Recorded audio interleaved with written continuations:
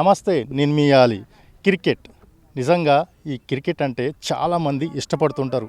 చిన్న పిల్లల కాడి నుంచి పెద్దవాళ్ళ వరకు ఈ క్రికెట్ ఆడుతూ ఉంటారు. క్రికెట్ ఆడడమే కాదు, చాలామంది పెద్ద పెద్ద టీంలు కూడా టీవీలో చూసి ఆస్వాదిస్తూ ఉంటారు. ఒక రియాలిటీగా చెప్పాలంటే కనుక కాళ్ళు, చేతులు, ముక్కు ఎన్ని అవయవాలు పనిచేసే వ్యక్తులు ఆడడం వేరు. అసలు కళ్ళు కనిపించిన వ్యక్తులు ఆడడం అంటే ఎలా ఉంటుందో తెలుసా? ఎస్, వాస్తవానికి ఇక్కడ నా వెనకల ఆడుతున్న టీం కూడా విజువల్ ఛాలెంజర్స్. ఇందులో B1, B2, B3 కేటగిరీ నుంచి అనేక రాష్ట్రాల్లో ఆడుతూ ఆంధ్రప్రదేశ్ టీమ్గా విజువల్ ఛాలెంజర్ టీం ఏదైనా ఉంటే కనుక ఇదే. ప్రస్తుతం నేను ఆశ్రమ హాస్పిటల్ దగ్గర ఉన్న ఈ ప్రాంగణంలో ఉన్నాను. ఇక్కడ విజువల్ ఛాలెంజర్స్ క్రికెట్ ఆడుతున్నారు. అసలు వీళ్ళు ఎలా ఆడతారు, వీళ్ళు అసలు ఎలా కనిపిస్తుంది, వీళ్ళు యొక్క ప్రతిభ ఎలా బయటికి తీసుకువస్తున్నారు, ఇవన్నీ ఒక్కసారి మనం ఇక్కడ టీం చేసే లీడ్ మేనేజర్స్ ఉన్నారు, అలాగే కెప్టెన్స్ ఉన్నారు.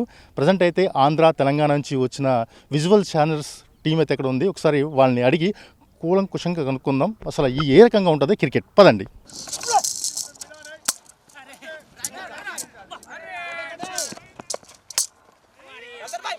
కళ్లలో కాంతిరేఖలు లేకపోవచ్చు, కానీ వారి సంకల్పం ముందు ఆకాశమే హద్దుగా మారుతోంది. సమాజం చూపే వివక్షను తమ బ్యాట్లతో కొట్టిపారేస్తూ వికెట్ల మధ్య చిరుతుల్లా పరిగెడుతూ అంధ క్రీడాకారులు సరికొత్త చరిత్ర సృష్టిస్తున్నారు. ఏలూరు వేదికగా ఆంధ్రప్రదేశ్, తెలంగాణ జట్ల మధ్య జరిగిన పోరులో బంతి చేసే శబ్దాన్ని వింటూ వారు ఆడిన తీరు చూపరులను మంత్రముగ్ధులను చేసింది. B1, B2, B3 కేటగిరీలుగా విడిపోయి సమన్వయంతో వారు సాగిస్తున్న ఈ ప్రయాణం మనసుంటే మార్గముంటుందని నిరూపిస్తోంది. కంటికి కనిపించకపోయినా సరే వాళ్ళు ఎలా దాన్ని ట్రేస్ అవుట్ చేస్తారు బాల్ అనేది కొన్ని మాటలు ఫస్ట్ విందాం. ఫస్ట్ మనం మేనేజర్ గారితో మాట్లాడదాం. మేనేజర్ గారు నమస్తే అండి. నమస్తే సార్. సార్ మీ పేరు? నా పేరు నరేష్ అండి, విశాఖపట్నం నుంచి ఆంధ్రప్రదేశ్ టీమ్ మేనేజర్. ఓకే, మీరు ఫస్ట్ నుంచి అంటే నాకు తెలిసి క్రికెట్ కానీ చాలామంది ఇష్టపడుతూ ఉంటారు. విజువల్ ఛాలెంజర్ ఆడడం అనేది చాలా టఫ్ అయిన పని. సో దాన్ని ఎలా మీరు చేస్తున్నారు సార్? యాక్చువల్లీ ఏంటంటే మాకు కళ్ళు కనిపించకపోయినా చెవులతో వింటాం, చేతులతో చూస్తాం. ఈ సౌండ్ బాల్ అనేది సింథటిక్ ఫైబర్తో తయారై సైకిల్ బేరింగ్స్తో సౌండ్ వచ్చేలా క్రియేట్ అవుతుంది అండర్ ఆర్మ్. ఆ సౌండ్ విని మేము బాల్ని ట్రేస్ చేస్తూ ఉంటాం by bat or by catching. మామూలు క్రికెట్కి అలాగే మీరు ఆడే క్రికెట్కి ఏమైనా తేడా ఉంటుందంటే సేమ్ టు సేమ్ ఉంటుందా? మా క్రికెట్లో ఏంటంటే బాల్ ఒకటే వేరియేషన్ ఉంటుంది, అండర్ ఆర్మ్ బౌలింగ్. అలాగే మా దగ్గర ఉన్న ప్లేయర్స్లో B1, B2, B3 అని 3 కేటగిరీస్ ఉంటాయి. B1 అంటే టోటల్లీ విజన్ లాస్, పూర్తిగా వారికి కనిపించదు. B2 అంటే వాళ్ళు 2 మీటర్ల లోపు మాత్రమే చూడగలరు. అలాగే B3 అంటే వాళ్ళకి 6 మీటర్ల లోపు మాత్రమే చూడగలరు. ఈ కేటగిరీస్ని ప్లేయింగ్ 11లో 4-3-4 ఈ కోఆర్డినేషన్తో మనం 11 ప్లేయర్ స్క్వాడ్ డిసైడ్ చేసుకుంటాం. అలాగే బౌలింగ్ విషయానికి వస్తే 40% ఆఫ్ కోటా B1 అంటే పూర్తిగా కనిపించిన వాళ్ళు వేయాలి. Remaining 60% of bowling quota B2 or B3 depend on bowling strength, ఆ విధంగా వేస్తూ ఉంటారు. అలాగే బ్యాటింగ్ విషయానికి వచ్చేసి మా దగ్గర సైకిల్ సిస్టమ్ ఉంటుంది, సర్కిల్. ఒక సైకిల్లో B1, B2, B3 of course opening B1, B3 దిగితే 1 డౌన్ B1 పూర్తిగా కనిపించిన వాళ్ళు దిగాలి. ఆ విధంగా సైకిల్ సిస్టమ్ అవుతుంది. సెకండ్ సైకిల్ కామన్గా సేమ్ ముగ్గురు కోఆర్డినేషన్తో కంటిన్యూ అవుతుంది. 2015లో ఆంధ్రప్రదేశ్ అంధుల క్రికెట్ జట్టు ఆవిర్భవించినప్పటి నుండి వారు ఎదుర్కొన్న సవాళ్లు అన్నీ ఇన్ని కావు. ఆర్థిక ఇబ్బందులు, సరైన మైదానాల కొరత ఉన్నప్పటికీ ఆటపై ఉన్న మక్కువతో జాతీయ స్థాయి టోర్నమెంట్లలో సత్తా చాటుతున్నారు. తాజాగా తెలంగాణతో జరిగిన పోటీలో ఆంధ్ర ఆటగాళ్లు ప్రదర్శించిన నైపుణ్యం వారి నిరంతర సాధనకు నిదర్శనం. వినికిడి శక్తిని ఏకాగ్రతగా మార్చుకుని బంతి దిశను అంచనా వేస్తూ వారు చేసే 4లు, 6లు చూస్తుంటే అంగవైకల్యం అనేది శరీరానికే తప్ప ఆత్మవిశ్వాసానికి కాదని స్పష్టమవుతోంది. మామూలుగానే అసలు బ్లైండ్స్ క్రికెట్ ఆడడం అంటే అసలు వినడానికి చాలా ఆశ్చర్యం కలిగించే దృశ్యం అయినప్పుడు కూడా వాళ్ళని ట్రైనప్ చేసి ఆ బాల్ని ఎలా గెస్ చేయాలి, ఎలా కొట్టాలి, ఏంటి అనేది ట్రైన్ చేయాలంటే చాలా కష్టమైన పని. సో మనతో పాటు టీం లీడ్ చేస్తున్నారు కాబట్టి సో ఎలా ఉంది మీ టీం అంతా?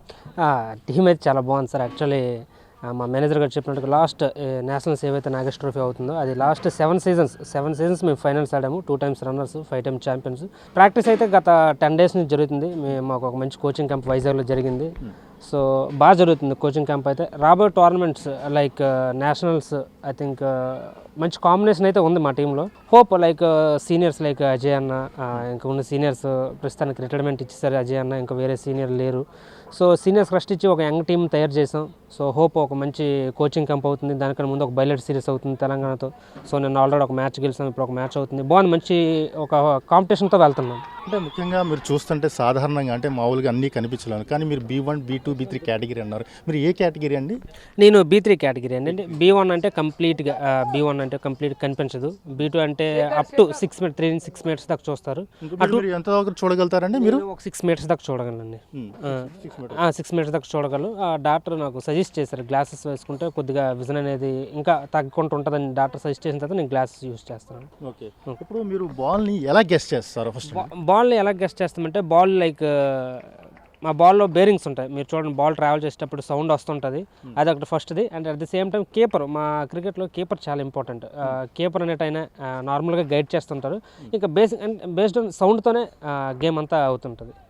మొత్తం సౌండ్ సిస్టమ్తోనే ఆడవలసి ఉంటుంది ఏదైనా. సో ఇప్పుడు ట్రైనింగ్ ఎలా ఉంటుందండి మీకు మామూలుగా? ఆ ట్రైనింగ్ ఎలాగంటే లైక్ స్కూల్స్లో నార్మల్గా స్టేట్స్లో లోకల్ టోర్నమెంట్ అయ్యేటప్పుడు బోర్డు అనేది పిలుస్తుంది. సో ట్రైనింగ్ అంటే వాళ్ళ స్కూల్స్లో బ్లైండ్ స్కూల్స్ యూజువల్లీ బ్లైండ్ స్కూల్లోనే ఆడతారు బ్లైండ్ క్రికెట్. బయట ఎక్కడ ఎంతగా తెలియదు, ఇప్పుడైతే అవేర్నెస్ వస్తుంది. సో స్కూల్స్లో ట్రైన్ అయ్యి వచ్చిన తర్వాత వన్స్ వాళ్ళు స్టేట్కి కానీ సెలెక్ట్ అయితే మన క్యాబీ క్రికెటర్స్ ఫర్ ఆంధ్రప్రదేశ్, అదే క్యాబీతో పాటు క్యాబ్ అంటే స్టేట్స్లో అయితే క్యాబేపీ క్రికెటర్స్ ఫర్ ఆంధ్రప్రదేశ్ ఉంది. వాళ్ళు మంచిగా ఆడే ప్లేస్ని తీసుకుని వాళ్ళు శిక్షణ ఇస్తారు. ఆంధ్రప్రదేశ్ టీంలో తీసుకోవాలి అంటే కనుక విజువల్ ఛాలెంజ్ వాళ్ళు అంటే ఏ ఏజ్ ఉండాలి లేకపోతే ఎలా ఉండాలి సార్? ఏజ్ అలాగేం లేదండి, ఏజ్ అలాగేం లేదు. లైక్ లోకల్ టోర్నమెంట్ అయ్యేటప్పుడు స్కూల్స్ నుంచి కానీ వాళ్ళ డిస్ట్రిక్ట్స్ నుంచి వచ్చేటప్పుడు సెలక్షన్ వారు దృష్టిలో పడితే వాళ్ళు ఒకవేళ బాగా ఆడుతున్నారని తెలిస్తే వాళ్ళు లైక్ లాస్ట్ మంత్ గుంటూరులో పెట్టారు ఒక 2 months బ్యాక్ సెలక్షన్ క్యాంప్ అనేసి. సో ఆ విధంగా సెలక్షన్ క్యాంప్ పిలుస్తారు. ఏజ్ కానీ అలాగేం లేదు. గేమ్ ఉంటే లైక్ ఫస్ట్ అయితే మాత్రం విజువల్ ఇంపేర్డ్ అయి ఉండాలి, అయిన తర్వాత లైక్ గేమ్ బాగుంటే సెలక్షన్ పిలుస్తారు. అయితే ఈ విజయాల వెనుక ఎంతో కష్టం దాగి ఉంది. సాధారణ క్రికెటర్లతో పోలిస్తే వీరికి లభించే ప్రోత్సాహం తక్కువే. కేవలం ప్రభుత్వ సాయం కోసమే ఎదురు చూడకుండా దాతల సహకారంతో ముందుకు సాగుతున్న ఈ విజిబుల్ ఛాలెంజ్డ్ ప్లేయర్స్ తమకు సరైన వసతులు కల్పిస్తే అంతర్జాతీయ స్థాయిలో దేశానికి కీర్తి తెస్తామని ధీమా వ్యక్తం చేస్తున్నారు. తమ ప్రతిభను గుర్తించి ప్రోత్సహిస్తే చీకటిని చీల్చుకుంటూ విజయ శిఖరాలను అధిరోహిస్తామని ఈ క్రీడాకారులు చెబుతున్నారు. సో మన ఆంధ్రప్రదేశే కాదు, మన తెలుగు రాష్ట్రాల్లో ఇంకో రాష్ట్రం ఉందంటే అది తెలంగాణలో కూడా విజువల్ ఛానల్స్ చాలా మంది ఉన్నారు, చాలా టాలెంట్ ఉన్నారు. సో ఎక్కడ ఈ కాంపిటీషన్స్కి తెలంగాణ నుంచి కూడా వచ్చారు. ఒకసారి వాళ్ళని కూడా మాట్లాడదాం. నమస్తే అండి సార్, మీ పేరేంటి? మీరు ఏం టీమ్ కెప్టెనా? Yes sir, I'm Ghazanfarullah Khan, captain of Telangana state blind cricket teams. మీ sir B1 B2 category sir. B2 category అంటే ఎంతవరకు చూడదు? 3 meters sir, up to 3 meters. Yes. Okay, so మామూలుగానే మన తెలుగు రాష్ట్రాల్లో కూడా అంటే చాలామంది ఉంటారు, బ్లైండ్స్ ఉన్నారు.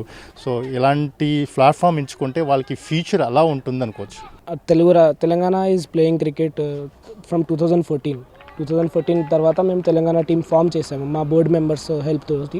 సో ఇప్పుడు ఈ సిరీస్ చాలా లర్నింగ్ మాకు. ఎక్స్పీరియన్స్ ప్లేయర్ ఉన్నారు దుర్గా అన్న, అజయ్ అన్న. సో వాళ్ళ అగేన్స్ట్ ఆడడం మాకు చాలా ఒక ఎక్స్పీరియన్స్ పరంగా చూడాలంటే బాగుంటుంది. సో ఈ లర్నింగ్ మేము ఇక్కడ చూసుకొని ఆడుకొని వేరే స్టేట్స్ మీద వేరే టోర్నమెంట్స్లో మంచిగా చేద్దామని వచ్చాము. సో ఫస్ట్ ఆఫ్ ఆల్ నేను థ్యాంక్స్ చెప్తున్నాను Andhra Pradesh cricket association for the బ్లైండ్కి. ఈ సిరీస్ కండక్ట్ చేశారు, చాలా బాగా ఫెసిలిటీస్ ఇచ్చారు మాకు. సో 3 days 3 matches అయినాయి.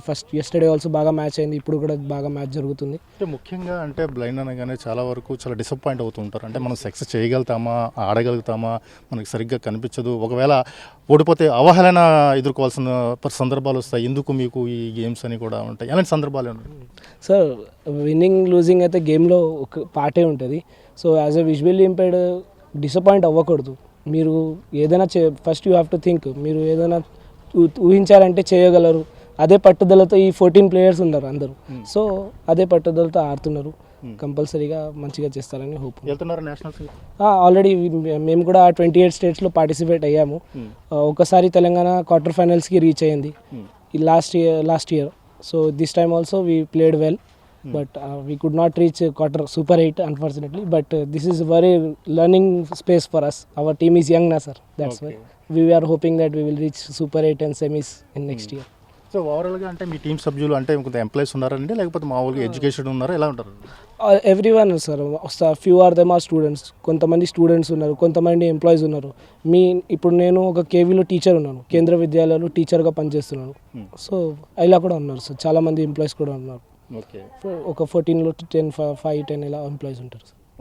సో చూసారు కదా, నిజంగా చెప్తున్నాను కదా, అసలు వీళ్ళు సంకల్పం, కాన్సన్ట్రేషన్, లక్ష్యం ఇవన్నీ కూడా మైండ్లో పెట్టుకుంటే కనుక కనీసం అందత్వం కూడా పక్కన పెట్టి సక్సెస్ని ముందుకు ఛేదించగలం, ముందుకు సాధించగలం అనే ఒక ఉదాహరణే ఈ టీం అని చెప్పుకోవచ్చు. ఏదైనప్పుడు కూడా ఆ విజువలైజేషన్స్ సరిగ్గా లేకపోయినప్పుడు కూడా తన ఉన్న టాలెంట్తో, తమకున్న ప్రతిభతో ఏదైతే ఆంధ్రప్రదేశ్ నుంచి అటు తెలంగాణ నుంచి ఇరు టీములు కూడా తమ తమ టాలెంట్ చూపిస్తున్నారు. ఏదైనప్పుడు కూడా ఆంధ్రప్రదేశ్ నుంచి విజువల్ టీం ఏర్పడి దరిదాపు 10 సంవత్సరాలైంది. ఇప్పటికే సక్సెస్ అచీవ్మెంట్లు కూడా చాలానే తన ఖాతాలో వేసుకున్నాయని చెప్పి వీళ్ళే చెప్తున్నారు. మంచి మంచి ఆటలతో మన ఆంధ్ర రాష్ట్రాన్ని మంచి గొప్ప పేరు తీసుకురావాలని మనం కోరుకున్నాం. కెమెరామెన్ యూసుఫ్తో ఆలీ, ఏలూరు ఆశ్రమ్ హాస్పిటల్ నుంచి.